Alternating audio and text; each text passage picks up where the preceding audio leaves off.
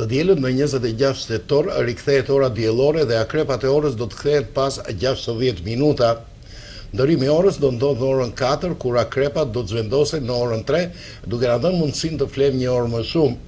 Një tjetër ndryshim është fakti se pas dite do të ketë një orë më pak dritë natyrale. Të gjitha pajisjet digjitale, si telefonat celular, përditësohen automatikisht. Në Shqipëri ndryshimi i orës bëhet në të njëjtën datë në orën 3 të mëngjesit.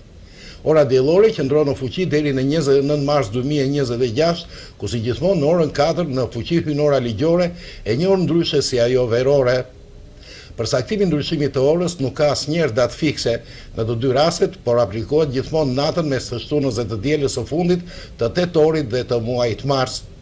Prej vitesh diskutohet për të eliminuar këtë ndryshim nga ora legale në orën diellore, por vendet e Bashkimit Evropian ende nuk janë dakordsuar, megjithëse ekziston mendimi se ndryshimi i orës ka efekte jo të mira në shëndetin mendor, shpenzime energjie të ardhurat dhe të tjerë.